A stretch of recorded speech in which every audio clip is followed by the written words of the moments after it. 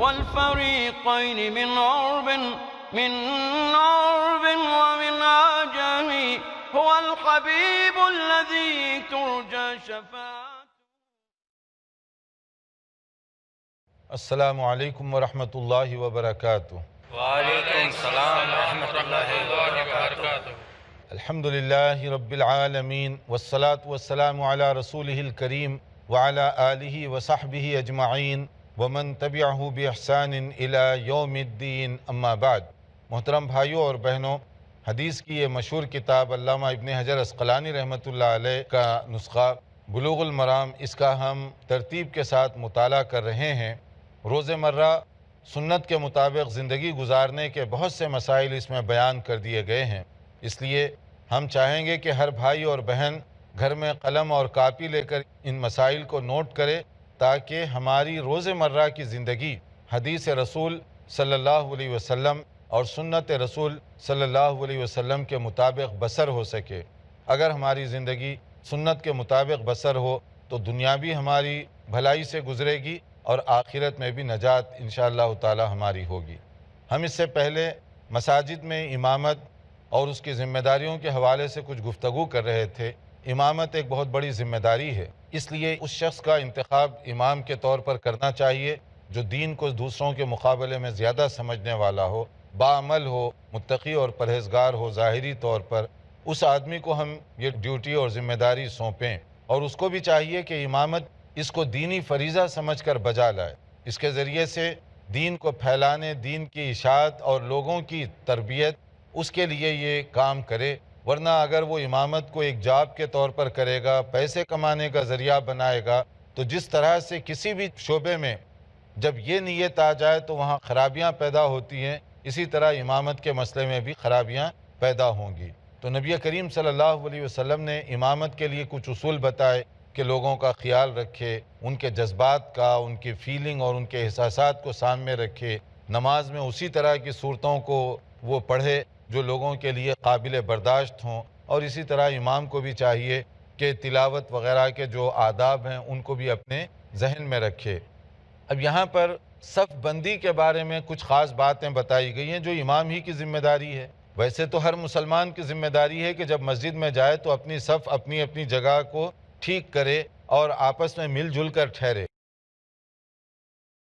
دیوار کی طرح سے بناؤ تم اپنی صفوں کو، وقاربوا بینہا، اور آپس میں قریب قریب ہو کر ٹھہرو، وحاذوا بالاعناق، اور اسی طرح سے یہ جو اپنا اوپر کا حصہ ہے اس کو بالکل قریب قریب کر کے، یعنی کم سے کم فاصلہ، کم سے کم گیپ ہو، اس طرح سے، یعنی گردن بھی قریب ہو، ہاتھ بھی، کندھا جو ہے آپ کا، یہ جو شولڈر ہے وہ بھی لگا ہوا ہو. تو اس طرح سے آپ دیکھیں گے کہ پاؤں بھی جڑا ہوا ہے، شولڈر بھی لگا ہوا ہے، تو ایک ترتیب ہوگی. معلوم ہوگا دیکھنے میں کتنا ڈسپلین ہے، ٹھہرنے کے اندر، صف بندی کے اندر کتنا اہتمام کیا جاتا ہے.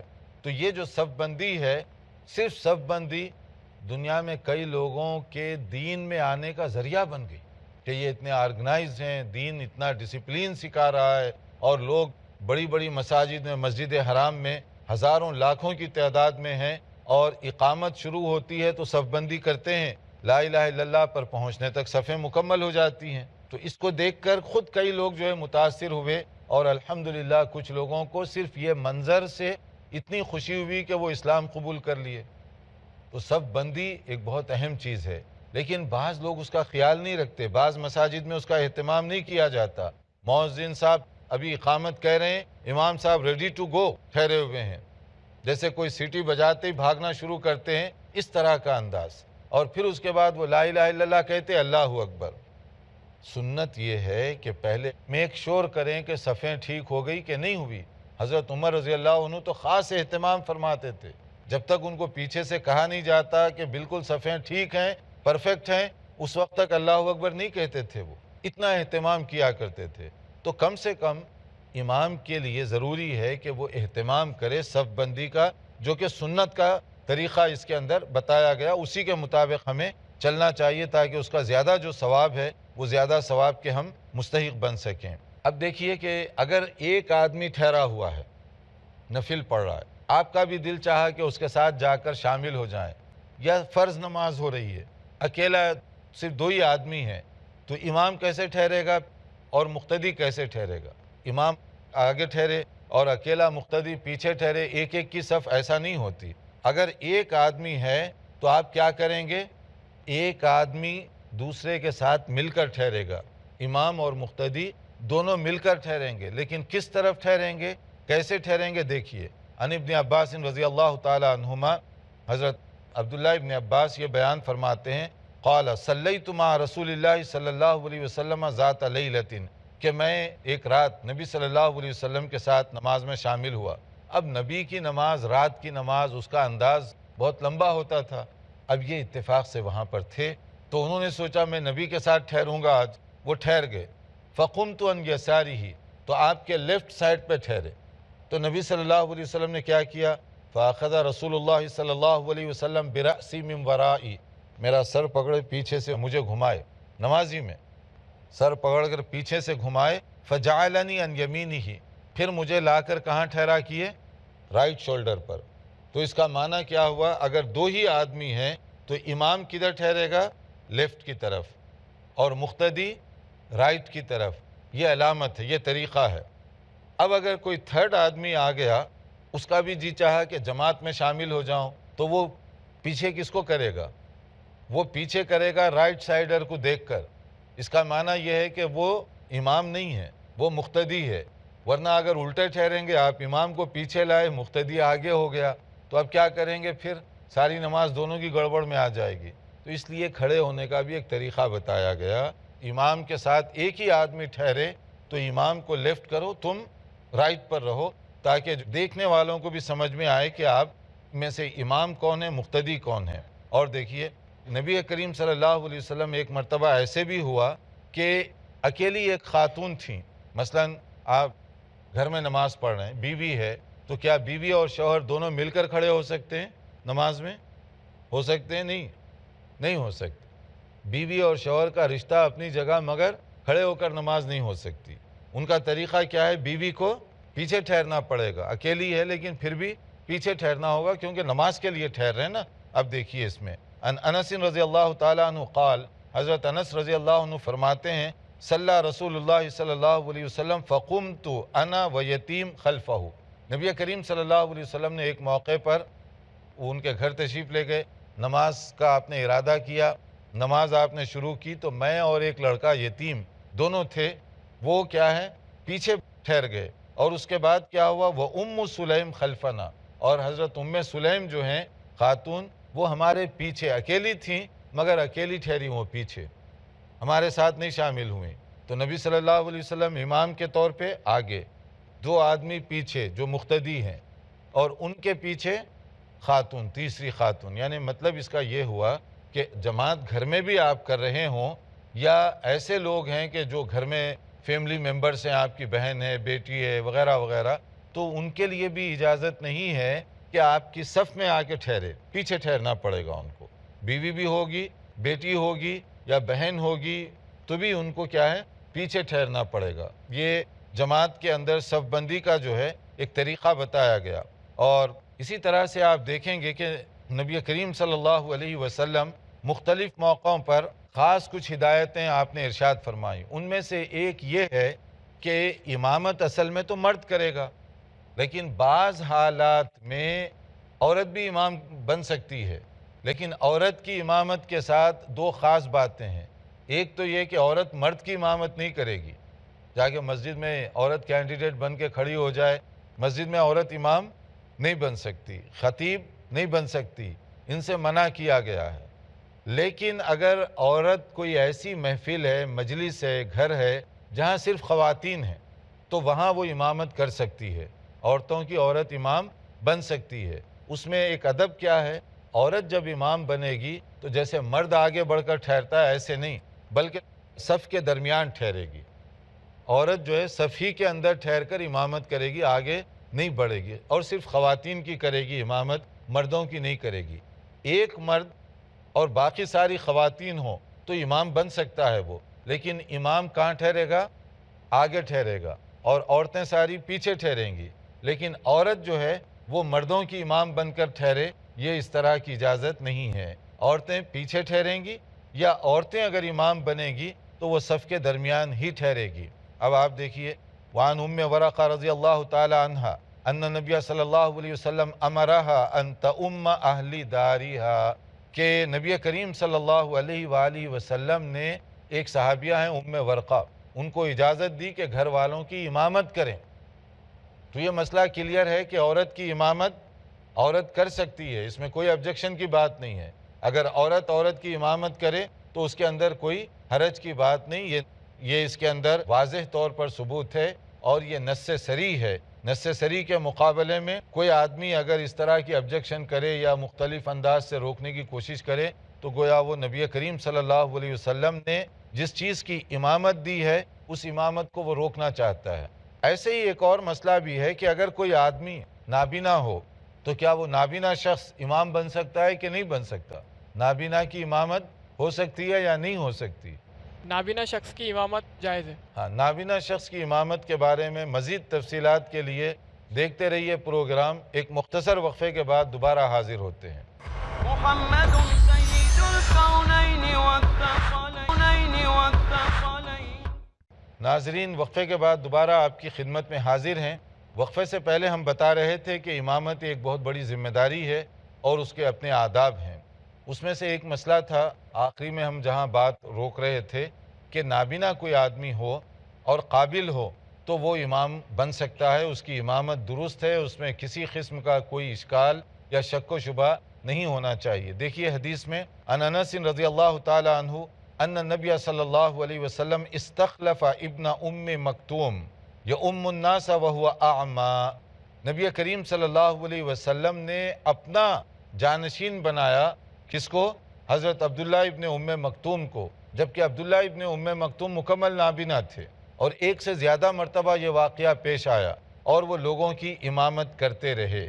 یہ اس مسئلے میں نص ہے، قطعی ثبوت ہے کہ نبی کریم صلی اللہ علیہ وسلم کی مسجد میں آپ کی غیر موجودگی میں جب آپ جہاد، غزوات وغیرہ کے لیے تشریف لے جاتے تو بعض موقعوں پر جن صحابہ کو مدینہ منورہ میں چھوڑ جاتے تھے ان میں سے زیادہ تر عبداللہ ابن ام مکتوم بھی تھے رضی اللہ عنہ، کیونکہ یہ نابینا ہونے کی وجہ سے عموماً جہاد کے لیے جاتے نہیں تھے، تو نبی صلی اللہ علیہ وسلم مدینہ منورہ میں انہیں چھوڑ جاتے اور یہ جانشینی بہترین طریقے سے مدینہ میں انجام دیا کرتے تھے۔ انہی کا کام تھا امامت کرنا۔ مسجد نبوی میں نبی کی عدم موجودگی میں یہ امامت کیا کرتے تھے۔ تو اس سے مسئلہ کیا معلوم ہوا کہ اگر کوئی نابینا ہے مگر قابل ہے، صلاحیت ہے، تو وہ برابر امام بن سکتا ہے۔ امامت کے لیے آنکھ یہ کوئی شرط نہیں ہے، لیکن بعض جگہوں پر غلط فہمی کی وجہ سے اس طرح بعض لوگ سمجھ بیٹھے کہ شاید آنکھوں کا ہونا یہ ضروری ہے، حالانکہ شرعی طور پر اس کی کوئی وجہ نہیں ہے۔ یہاں تک ہم نے بہت سارے مسائل کو کور کیا جس کے اندر امامت کی شرائط بھی ہیں، امامت کا طریقہ بھی ہے، صف بندی کے آداب بھی ہیں۔ قبل اس کے کہ ہم آگے بڑھیں، جو ہمارا نیا چیپٹر ہوگا وہ مسافر اور بیمار کی نماز کے متعلق ہے۔ اس کی اپنی کچھ رولز اور ریگولیشن ہیں کہ مسافر کی نماز کا طریقہ کیا ہے، کوئی آدمی بیمار ہو تو اللہ تعالیٰ نے اس کے لیے کیا کیا سہولتیں رکھی ہیں، یہ ساری چیزوں کے لیے۔ لیکن یہاں اگر آپ کا کوئی سوال ہو تو پہلے ہم اس کو لے لیں، پھر اس کے بعد آگے بڑھتے ہیں انشاءاللہ تعالیٰ۔ آپ کچھ پوچھنا چاہتے ہیں؟ شیخ، میرا سوال یہ ہے کہ شوہر اور بیوی صرف دونوں موجود ہے اور کسی وجہ سے شوہر جو ہے تو کھڑے نہیں سکتا، بیٹھ کر نماز پڑھ سکتا ہے، اس کنڈیشن میں امامت کون کرے گا؟ اگر شوہر اور بیوی ہوں تو ظاہر ہے کہ شوہر امام بنے گا، لیکن ہے کہ بیوی اس کے پیچھے ٹھہرے گی۔ اگر آپ کھڑے ہو کر نہیں پڑھا سکتے تو آپ بیٹھ کر چیئر پر بھی نماز پڑھ سکتے ہیں یا ٹیبل پر، یا جو بھی جیسے آپ کمفرٹیبل فیل کریں۔ جو پیچھے فالو کرنے والے ہیں وہ اپنی نماز صرف آپ کو فالو کریں گے پیچھے ٹھہر کر، آپ ہی امام بنیں گے۔ البتہ یہ بڑی آزمائش ہوگی کہ کہیں ایسا ہو کہ بیوی پڑھی لکھی ہے، حافظ قرآن ہے، عالم دین ہے، اور شوہر صاحب کو نہیں معلوم، اب وہاں کون امام بنے گا؟ اگر بیوی جو ہے حافظہ ہے، عالمہ ہے، شوہر صاحب کو کچھ صورتیں یاد نہیں ہیں، تو مسئلہ کیسے بنے گا پھر؟ اگر شوہر قرآن میں سے اگر کچھ بھی نہیں جانتا تو ایسے شاید استثنائی صورت میں بیوی امامت کر سکتی ہے۔ اور کوئی اس بارے میں، تاکہ یہ مسئلہ کلیئر ہو جائے؟ آپ اسی میں عورتوں کی تائید کرنا چاہ رہے ہیں؟ قرآن نے جیسے کہا الرجال قوامون علی النساء، مجھے لگتا ہے یہاں پر بھی وہی اپلائی ہوگا۔ کہ مرد ہی قوام ہے خواتین پر۔ ہاں، آپ عورتوں کی تائید کر رہے ہیں یا مرد کی؟ ایسی اگر سچویشن بھی ہو تو اس میں مرد ہی کو امامت کرانی چاہیے. وہ اگر قرآن میں سے کچھ نہیں جانتا ہے تو وہ قرآن میں سے دیکھ کر پڑھا سکتا ہے. حضرت عائشہ کے غلام جو تھے تو البتہ ان کا آتا ہے کہ وہ قرآن میں سے دیکھ کر نماز پڑھاتے تھے. صحیح بخاری میں تعلیقاً ایک روایت ہے جو آپ کہہ رہے ہیں. حضرت عائشہ رضی اللہ تعالیٰ عنہ کے جو غلام ذکوان، وہ عموماً یہ نوافل کے اندر جو رات کی نماز، قیام اللیل وغیرہ کا، وہ کبھی دیکھ کر پڑھتے تھے، دیکھ کر پڑھا دیا کرتے تھے. تو اس میں اصل میں مسئلہ یہ ہے کہ مرد اور عورت ہیں. عورت زیادہ پڑھی لکھی بھی ہو پھر بھی جو ہے نماز کی امامت کے بارے میں یہی ہے کہ جب مرد ہوں گے تو مرد ہی امام بنیں گے. لیکن اس میں دوسرا ایک تربیتی پہلو بھی ہے کہ بیوی کو چاہیے کہ جب اللہ نے اسے اتنا علم دیا ہے، شوہر کو بھی کم سے کم کچھ صورتیں یاد دلا دے تاکہ وہ نماز میں پیچھے نہ ہٹے یا اس کو شرمندگی نہ ہو. تو بیوی اور شوہر کے اندر محبت اور پیار کا معاملہ صرف چند چیزوں میں نہیں بلکہ اصل محبت تو انہی چیزوں میں ہونی چاہیے. تو اس کا طریقہ یہ ہے کہ بیوی اگر کچھ صورتیں زیادہ پڑھ سکتی ہے تو وہ شوہر کو پڑھنا سکھا دے، اور اسی طرح شوہر کو کچھ باتیں زیادہ معلوم ہیں اس ایریے میں وہ بیوی کی مدد کر دیا کرے. یہ بھی ایک انڈرسٹینڈنگ ہونی چاہیے شوہر اور بیوی کی. ہمارے ہاں جو عجیب و غریب ہے، گھر کے کام کاج، کپڑے دھونا، پکانا کرنا، بس یہ بیوی کی ذمہ داری ہے. اب وہ پڑھی لکھی ہے یا نہیں ہے اس کا کوئی فائدہ ہم اٹھانے کے لیے تیار نہیں ہے. یہ کلچرل چیزیں ہیں. صحیح تو یہ ہے کہ اللہ نے اگر اسے کوئی ہنر دیا ہے تو آپ اس سے فائدہ اٹھائیے، اور اللہ نے آپ کو کوئی ہنر دیا ہے، بیوی کو اس کا فائدہ اٹھانا چاہیے. یعنی کھانے پینے اور گھریلو کام کاج سے ایک قدم آگے بھی جانا چاہیے. جی آپ کچھ. کوئی امام ایک جگہ نماز پڑھائے اور وہی نماز کسی اور جگہ جا کر کے پڑھاتا ہے امام نہ ہونے کی صورت میں، تو کیا یہ صحیح ہے؟ ہاں، اس مسئلے میں دیکھیے کہ ایک آدمی ایک جگہ نماز پڑھا کر کیا دوسری جگہ پڑھا سکتا ہے؟ اس سے پہلے حضرت معاذ کی وہ حدیث گزر چکی ہے کہ وہ نبی کریم صلی اللہ علیہ وسلم کے ساتھ پڑھتے تھے، پھر جا کر اپنے علاقے میں پڑھاتے تھے. تو پہلی نماز تو فرض ان کی ہو گئی، دوسری جب جا کر وہ پڑھا رہے ہیں تو ان کی کیا ہے؟ وہ نفل. ان کی نفل ہے، اور جو پیچھے پڑھنے والے ان کے لیے وہ فرض ہے. تو اس سے یہ مسئلہ بھی معلوم ہوا کہ اگر کوئی آدمی فرض پڑھ رہا ہے تو نفل پڑھنے والا اس کے پیچھے شامل ہو سکتا ہے. اسی طرح سے اگر کوئی آدمی نفل پڑھ رہا ہے تو فرض والے کے پیچھے بھی ہو سکتا ہے، کہ جیسے حضرت معاذ کی جو ہے اس میں بہت بڑی دلیل ہے. تو حضرت معاذ رضی اللہ عنہ ایک بار پڑھ چکے، پھر دوبارہ وہ جماعت کرا رہے ہیں وہاں پر، تو یہ حسب ضرورت اس کی اجازت ہے. یہ جو بعض لوگوں نے یہ شرط رکھی ہے کہ امام اور مقتدی ایک ہی نماز پڑھیں، وہ فرض پڑھ رہا ہے تو پیچھے والے بھی فرض، وہ اگر نفل پڑھ رہا ہے تو پیچھے والے بھی نفل پڑھیں، حضرت معاذ کا نبی کریم صلی اللہ علیہ وسلم کی موجودگی میں جو عمل ہے وہ اس کے خلاف ہے. اس میں گنجائش ہے.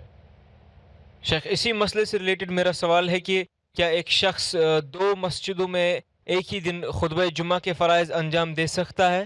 یہ دیکھیے کہ ایک ہی شخص دو مسجدوں میں ادھر بھی امام ہے ادھر بھی امام ہے، تو یہ تو پہلے تو جو ہے دیکھنا پڑے گا کہ اس کی ضرورت کیوں پیش آ رہی ہے، کہ ڈبل کوئی کام کر رہا ہے یا اس کی واقعی ضرورت ہے. اگر تو واقعی کوئی ایسی جگہ کا مسئلہ ہے جہاں کوئی آدمی نہیں ہے اویلیبل، جیسے غیر مسلموں کی آبادی، غیر مسلموں کی بستی ہے، وہاں ایک ہی آدمی یہ کام کر رہا ہے، تو وہی مسئلہ ہوگا، وہ استثنائی بات ہو جائے گی وہاں پر، لیکن جنرل رول نہیں ہے. جنرل طریقہ یہ ہے کہ جمعہ کی نماز ایک جگہ ہو گئی، ایک جگہ اس نے امامت اور خطابت کر دی، بس ختم ہوگی. دوسرے آدمی کو دوسری جگہ متعین کرنا چاہیے، اصل طریقہ یہ ہے. لیکن اگر کبھی ایسے حالات پیدا ہو گئے، اور خاص طور پر ایسے علاقوں میں جہاں صرف غیر مسلم ہیں، کچھ لوگ مسلمان ہوئے، دو الگ الگ محلوں میں وہ رہتے ہیں، ایسی کوئی سچویشن پیدا ہو جائے تو وہاں کے لوگ ہنگامی بنیادوں پر خود ہی وہ فیصلہ کر سکیں گے.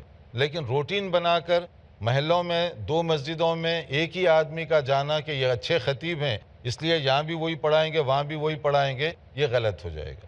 لیکن اگر کہیں واقعی ایسی ایکسٹرا آرڈینری کوئی کیفیت پیدا ہو جائے، ہنگامی صورتحال پیدا ہو جائے، تو وہ ایک استثنائی چیز ہوگی جس کو جنرل حکم میں نہیں لایا جا سکتا.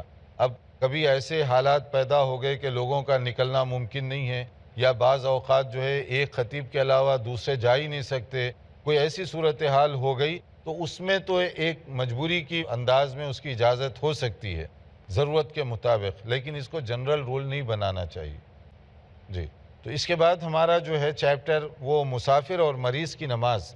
اسلام اتنا خوبصورت دین ہے کہ اس میں ہر ایک کی ہر عمر کی سہولت اور رعایت رکھی گئی ہے تاکہ اطمینان کے ساتھ صحت مند بھی، تندرست بھی اور بیمار اور جو ضرورت مند ہے وہ سب عمل کر سکیں. یہ ایسے نہیں ہے کہ صرف مالداروں کا دین ہے یا صحت مند لوگوں کا دین ہے یا مقیموں کا دین ہے، بلکہ یہ مسافروں کا دین بھی ہے، یہ بیماروں کا دین بھی ہے، یہ غریبوں کا دین بھی ہے. سب مل کر اس میں ہیں کیونکہ یہ معاشرے کے ساتھ افراد ہیں اور معاشرے میں ہر طرح کے حالات پیش آتے ہیں. امیر بھی ہے، غریب بھی ہے، اس میں مسافر بھی ہے، مقیم بھی ہے، اس میں تندرست بھی ہے، بیمار بھی ہے، سبھی لوگ ہوتے ہیں. تو اللہ تعالیٰ نے ہر آدمی کی سہولت کے لیے جو اصول بنائے ہیں اگر ہم اس کو سامنے رکھیں تو معلوم ہوتا ہے کہ دین ہمارے لیے کتنا آسان ہے. اب دیکھیے ایک مسافر ہے، 4 رکعت کی جو نمازیں اس کے لیے 2 رکعت ہو گئی. ظہر، عصر، عشاء 2 رکعت پڑھے گا. مغرب تو 3 رکعت ہے، اس کا آدھا نہیں کر سکتا اس لیے وہ 3 ہی پڑھے گا. فجر 2 رکعت ہیں، اس کا آدھا نہیں کر سکتا وہ 2 ہی پڑھے گا. 4 رکعت والی نماز وہ 2 کر لے گا. اسی طرح مسافر کے لیے یہ بھی سہولت ہے کہ اگر وہ ضرورت محسوس کرتا ہے تو جمع کر لے نمازوں کے درمیان، جیسے ظہر کے ساتھ عصر یا ظہر کو لیٹ کر کے ظہر پہلے پھر اس کے بعد عصر. اسی طرح مغرب کے ساتھ عشاء، یعنی جمع بین الصلاتین، یہ دوسری اس کے لیے گنجائش رکھی گئی ہے. اور آج کل آپ دیکھتے ہیں کہ ہوائی سفر ہے، ایسی صورت میں بعض اوقات یا ٹرین کا بھی سفر ہو، ٹائم ٹیبل آپ کے ہاتھ میں نہیں ہوتا تو ٹائم ٹیبل جو ہے ان لوگوں کی طرف سے مقرر کیا جاتا ہے. ایسی صورت میں اگر یہ جو شریعت کی دی ہوئی سہولتیں ہیں اس سے آدمی فائدہ اٹھائے تو نماز کے قضا ہونے کا ڈر نہیں ہوتا. وہ اطمینان کے ساتھ یا تو پہلے پڑھ لے گا ظہر عصر، یا نہیں تو پھر وہاں جا کر عصر کے وقت میں ظہر پہلے پھر عصر بعد میں، یا جمع تقدیم یا جمع تاخیر، دونوں صورتوں میں اس کے لیے سہولت رکھی گئی ہے. اسی طرح بیمار آدمی ہے، بیمار آدمی بعض اوقات وضو نہیں کر سکتا، تیمم کر لے گا، کھڑے ہو کر نہیں پڑھ سکتا بیٹھ کر پڑھے گا، بیٹھ کر نہیں پڑھ سکتا لیٹے لیٹے اشارے کے ذریعے سے پڑھے گا. تو یہ دونوں کے لیے سہولتیں رکھی گئی ہیں. مسافر اور بیمار کے لیے کچھ اصول اور ضابطے ہیں. انشاءاللہ ہم چونکہ یہاں وقت پورا ہو رہا ہے ہمارا، اگلے لیکچر میں بیان کریں گے انشاءاللہ تعالیٰ کہ اس کے آداب کیا ہیں، اس کا طور طریقہ کیا ہے اور کب مسافر اور مریض اس اجازت سے فائدہ اٹھا سکتے ہیں. دیکھتے رہیے ہمارا پروگرام، انتظار کیجیے اگلے لیکچر کا. والسلام علیکم ورحمۃ اللہ وبرکاتہ. مولاي صل وسلم دائما أبدا على حبيبك خير الخلق كلهم